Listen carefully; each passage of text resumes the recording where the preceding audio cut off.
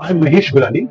The channel is Guru Gyan, and today the subject is that are people, especially youngsters, more especially teenagers, getting depressed much faster than they ever did. इसका क्या कारण है और उसको कैसे हम address करें, आज हम एक कोशिश करते हैं आपको बताने की।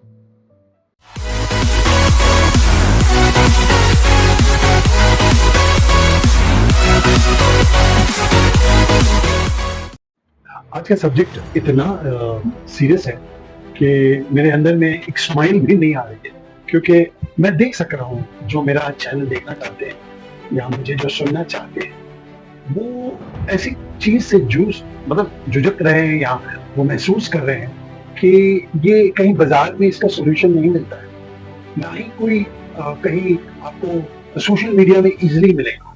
हाँ, सजेशन देने वाले तो हजार हैं, बट जब आप इस चीज से गुजर रहे हो तब आपको समझ में नहीं आता है मैं कहाँ जाऊं, सारे रास्ते आपके लिए बंद हो जाते हैं। लेकिन ऐसा क्यों है कि सारे रास्ते बंद हो जाते हैं? आदमी या एक किशोर या किशोरी ऐसे क्यों फील करते हैं कि हमको दुनिया से कोई मतलब नहीं है, अब तो हम मेरे लिए कोई मेरा नहीं है और मैं ऐसा ही हूँ, और एक विक्टिम कार्ड प्ले करते हैं जिससे अपने आप को बहुत तकलीफ देते हैं। बहुत तकलीफ इतना देते हैं क्योंकि कहीं न कहीं वो महसूस करते हैं कि हम तुच्छ हैं, हम हमारे जिसने हमें धोखा दिया या जिसने हमको मेरा हार्ट ब्रेक किया या जो मेरे को पसंद नहीं करता, मैं उसके लायक नहीं हूँ। ऐसे लेकिन क्यों सोचते हैं, स्पेशली टीनेजर्स ऐसे क्यों सोचते हैं? उसकी वजह क्या है? क्या इसको हम ब्लेम करें सोशल मीडिया को? अगर सोशल मीडिया को ब्लेम करते हैं तो ऐसी बात नहीं है कि पहले भी डिप्रेशन नहीं होता था, जब सोशल मीडिया नहीं अभी भी डिप्रेशन होता था, लेकिन शायद इसकी खबरें नहीं आती थी कि लोग जब डिप्रेशन से गुजरे हैं, कितनों ने अपने आप को आघात पहुंचाया है, वो सब न्यूज नहीं आती। आजकल हमको मालूम भी पड़ता है। मैं मतलब एक आंकड़ा बता रहा हूँ, ये मैं आप लोगों को इनकरेज नहीं कर रहा हूँ। कम से कम रोज एवरेजली 200 डेथ्स होती हैं इन amongst girls and boys, specially among teenagers, जो रोज किसी वजह से या तो सुसाइड या अपने आप को कुछ दर्द देना या कुछ ऐसे करना जिससे वो अपनी जिंदगी की तबाही कर लेते हैं। क्या जरूरत है? क्यों?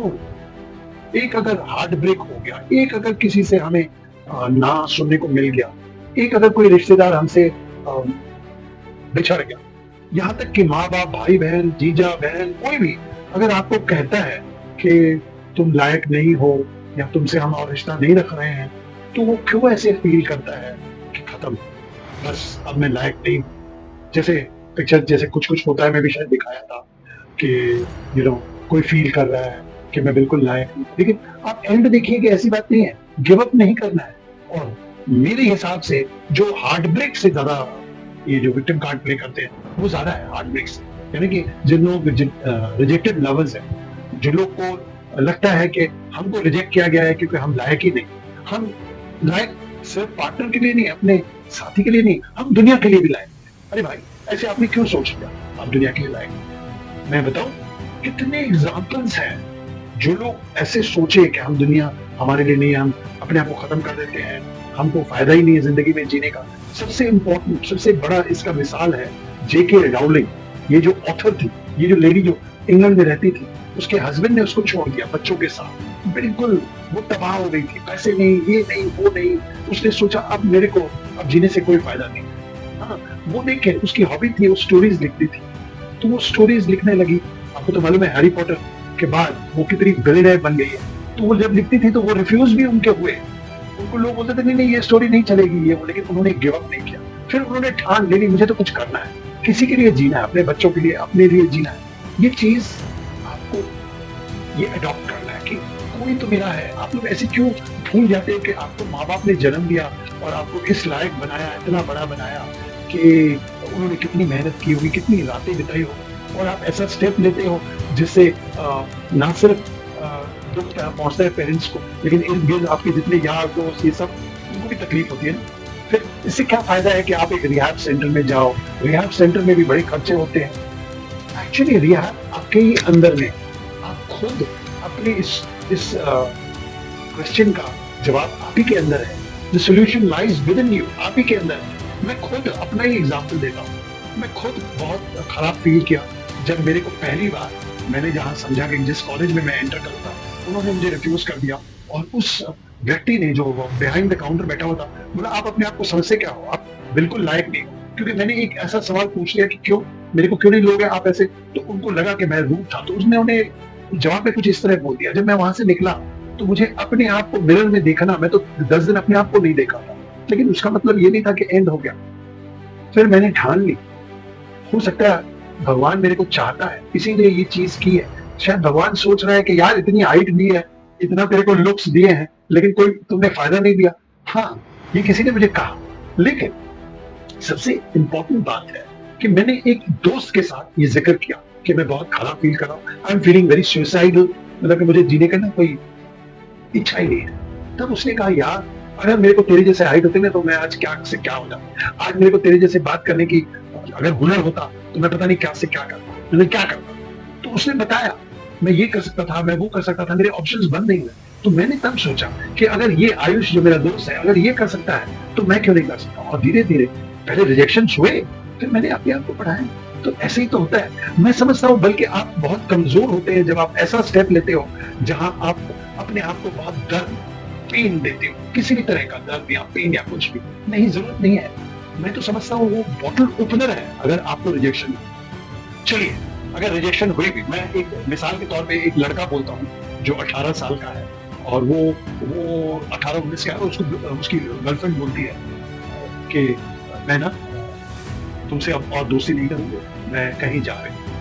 तो देखिए अगर वो कहीं जा रही है और तुम मेरे से कांटेक्ट मत करना, मेरा फोन नंबर नहीं करना, मैंने तुमको डिलीट कर दिया, तुमको ब्लॉक कर दिया है और हम लोग यहाँ से जा भी रहे हैं इस शहर से, तो आप ऐसे मत सोचो कि बस मेरी लाइफ खत्म हो गई। बल्कि मैं समझता हूँ ये आपके लिए एक अपॉर्चुनिटी थी।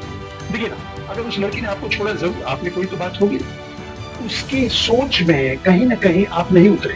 अब उसकी सोच कैसी हो सकती है, ये तो दूसरे घर में पली थी, आप तो दूसरे घर में पले हो। उसके लिए हो सकता है पैसा ज्यादा मायना रखता था, उसके लिए एजुकेशन ज्यादा मायना रखती थी, हो सकता है उसके लिए लुक्स ज्यादा इंपॉर्टेंट था, या हो सकता है उसके लिए एक बहुत रिस्पेक्ट देने वाला इंसान उसने सोचा था। कहीं ना कहीं आप में कोई ऐसी बात नहीं होगी।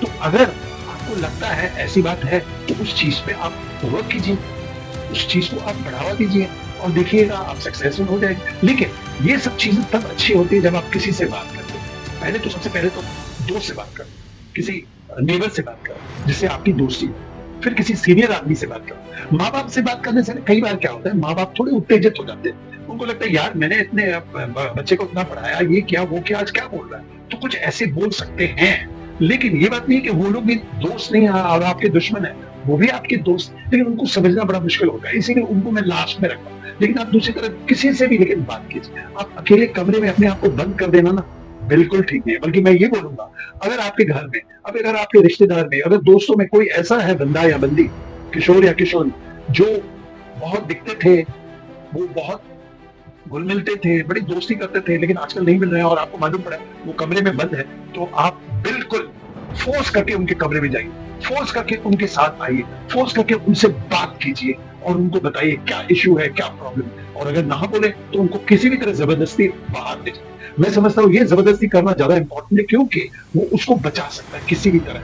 कोई भी रॉन्ग स्टेप ले, वो कुछ ऐसा स्टेप ले जिसका कोई रिकवरी नहीं, या कोई ऐसे इतना सोचे कि दिमाग ही उसका खराब हो जाए, फिर रिहैब सेंटर में ले जाना पड़े, या बहुत सारी और चीजें हैं, ओसीडी हो जाता है, ब्लड प्रेशर बढ़ जाता है, आजकल हार्ट अटैक्स भी हो रही है। तो करना क्या है कि बात कर, इसका सोल्यूशन खाली ये है कि उस व्यक्ति को अकेला मत छोड़ दीजिए। और ये समस्या सिर्फ यंगस्टर्स में भी नहीं है, खाली यंगस्टर्स में ज्यादा है, बल्कि बड़ों में भी है। कई लेडीज हैं जिनको बड़ा तकलीफ होती है और वो ना बात करके उनको लगता है हमने अपने घर से निकले हैं तो ससुराल में आए, अब मेरे लिए कोई उपाय नहीं। ऐसी बात नहीं, आप बात कीजिए, आप अपनी सहेलियों से बात कीजिए, रिश्तेदारों से जिससे आपका अच्छा हिसाब किताब है। कई बार एक मिडिल एज मैन भी होता है जो हेल्पलेस फील करता है, और मैं कई रिहैब सेंटर्स में गया हूँ जहां मैंने देखा 40-45 वाले भी रिहैब सेंटर में वो आए हैं अपने आप को सुधारने के लिए।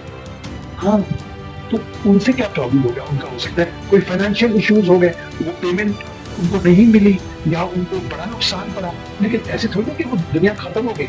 नहीं मेरे दोस्त, नहीं। दुनिया खत्म नहीं हुई है, बल्कि दुनिया एक और अपॉर्चुनिटी दे रही है आपको और ऊंचा उठाने के लिए। और ये किसने कहा है आपको कि उम्र 40 में आपको करना ही है और नहीं हो सकता, या 30 है उसके बाद नहीं होता, या 20 है, डिपेंडिंग आपकी एज क्या है। अरे यार 60 में तो डी मार्ट वाले ने 62 में शुरू किया, है ना? सारे जितने भी हैं उम्र में बड़े थे उन्होंने शुरू किया और वो आज इतने सक्सेसफुल है। Age is just number, age सिर्फ एक नंबर है। आप किसी भी एज में इन सब चीजों से गुजरते हो, सोल्यूशन आपको आप ही के हाथ में है, सोल्यूशन आप ही के पास है, आप ही के दिमाग में है, आप ही के दिल में है। लेकिन प्रॉब्लम क्या है कि आपको लगता है सोशल मीडिया में आप अपने देखते हो दूसरों को, तो आपको लगता है वो कितना खुश है मैं दुखी हूँ, वो कितना अच्छा क्रिकेटर है मैं नहीं हूँ, वो इतना अच्छा गेम खेलता है मैं नहीं हूँ, वो इतना अच्छा सिंगर है मैं नहीं हूँ, उतना अच्छा देखने में है या लगती है देखने में और डांस अच्छी कर रही है मैं नहीं हूँ। अरे यार वो तो 10 मिनट में रिकॉर्डिंग में अच्छा हो सकता है, मैं भी इस रिकॉर्डिंग में थोड़ा मेकअप कर लिया, मैं लाइट्स वाइट्स यहाँ लगी हुई है तो देखने में अच्छा लग रहा हूँ, तो उससे थोड़ा ना कुछ होता है। आपको अपने आप से सवाल करना है और पूछना है। तो ज्यादा वीडियो को बड़ा नहीं बनाने के लिए आप मेरे दूसरे भी वीडियोस देखिएगा। हम दूसरे वीडियो में किसी को ले आएंगे, एक साइकोलॉजिस्ट को ले आएंगे या किसी डॉक्टर को ले आएंगे जो हमको बताएंगे कि क्या क्या है। लेकिन मेडिसिन मत लीजिए, कोई आप दवाइयां या फार्मेसी में जाके बोलो मेरे को ऐसे है, वो भी मत कीजिए। Don't become a doctor yourself. आपको बात करनी, आपको शेयर करना, और एक बार आपके यहाँ से ना वो बात निकल गई तो आपको ग्रीन लाइट दिखेगी और चलो उस येलो लाइट को आप हटा दो। येलो लाइट मतलब जहां आप रुके हुए वही रुक गए नहीं, तो ग्रीन लाइट के बाद तो याद आ गया कि अब हम भी चले, आप लोग भी चलिए। मेरा चैनल तो आपको पता ही है, गुरु ज्ञान, मेरा नाम तो आपको पता ही है, महेश गुलानी, और मैं आपका दोस्त हूँ, हमेशा आपका प्रॉब्लम सॉल्वर।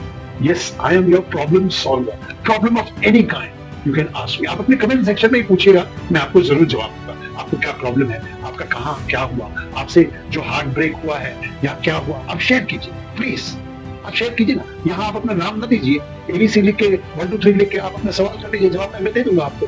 देखिएगा आप 5 साल के बाद मेरे को एक गिफ्ट देने आएंगे कि सर आपने जो बताया वो सही रहा, आज मैं इतना सक्सेसफुल हो गया। तो इसी बात से आपसे विदाई लेता हूँ इस वक्त अभी, लेकिन ये बोलते हुए कि फिर जरूर आपसे मिलूंगा। आप जरूर मेरे इस वीडियो को लाइक कीजिए, शेयर कीजिए, दोस्तों को बताइए। कहीं ना कहीं अगर आपको मदद किया तो किसी और को दिखाइए, लेकिन मदद क्यों नहीं करें। आप गिव अप मत कीजिए और बात किसी के साथ कीजिए, जरूर कीजिए, अपने आप को कमरे में बंद मत कीजिएगा। तो चलता हूँ, बाय बाय।